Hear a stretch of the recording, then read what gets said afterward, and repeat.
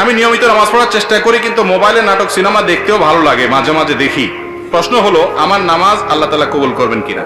ভাই, নামাজ হয়ে যাবে ফরজ যদি ঠিকঠাক মতো করেন, কিন্তু আপনি নামাজও পড়েন আবার নাটক সিনেমাও দেখেন, হারাম জিনিসও দেখেন, এর মানে হলো আপনার নামাজটা ঠিক মতো হচ্ছে না।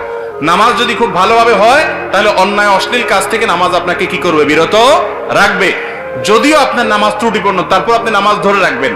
ধরে রাখলে একসময় ইনশাআল্লাহ আপনি এই অপরাধ থেকে, পাপের কাজ থেকে, হারাম থেকে সরে আসার সুযোগ লাভ করবেন ইনশাআল্লাহ। আপনাকে ট্র্যাকে থাকতে হবে, চেষ্টা ছাড়া যাবে না, চেষ্টা থাকতে হবে, একসময় আল্লাহ তৌফিক দিবেন।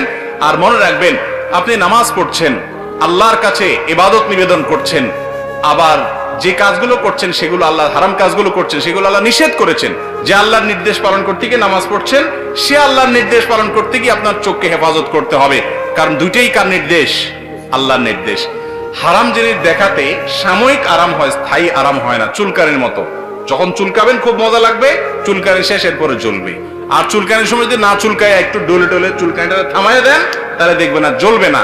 এই জন্য হারাম জিনিস দেখার জন্য মনের ভিতরে চুলকানি হয়, শয়তান উস্কায়, দেখ দেখ, দেখলে অনেক শান্তি পাবি। দেখার পরে ঠিকই অস্থিরতা লাগে, কি দেখলাম কি দেখলাম, হ্যাঁ হ্যাঁ চলে গেল, টেলিভিশন বন্ধ হয়ে গেল, সে চলে গেল, কি দেখলাম। আপনার মনের ভিতরে অস্থিরতা আরো বাড়ে, কখনো মনের প্রশান্তি আনে না, এগুলো মানুষকে অশান্তি করে। আজকে যুবকরা ডিপ্রেশনে ভুগছেন। কেন ডিপ্রেশনে ভুগছেন? ভোগের যত আইটেম আছে দুনিয়ার, সবই তো আপনার হাতের নাগালে। কেন ডিপ্রেশনে ভুগছেন?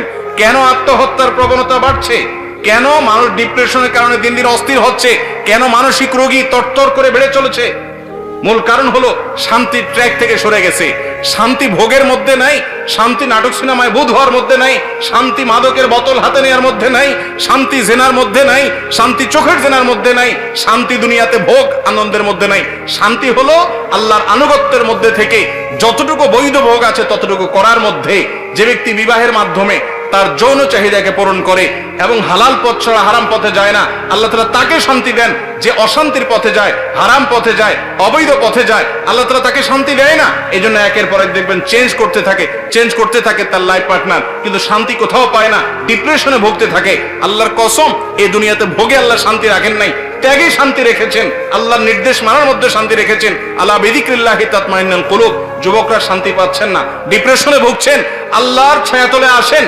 আমি শপথ করে বলছি, আপনি কোরআন হাতে নেন, কোরআন বুঝেন, আল্লাহর সাথে কথা বলেন, নামাজে দাঁড়ান, দীর্ঘ সময় কথা বলেন, সেজদায় গিয়ে আল্লাহর সাথে কানাঘুষা করেন, ভোর রাতে উঠে দোয়া করেন। আমি শপথ করে বলছি, আপনি যে শান্তি পাচ্ছেন, পৃথিবীর কোন মিলিয়নার, কোন বিলিয়নার সে শান্তি পায় না, সে শান্তির ধারে কাছেও যেতে পারে না যদি আল্লাহর আনুগত্য তার মধ্যে না থাকে।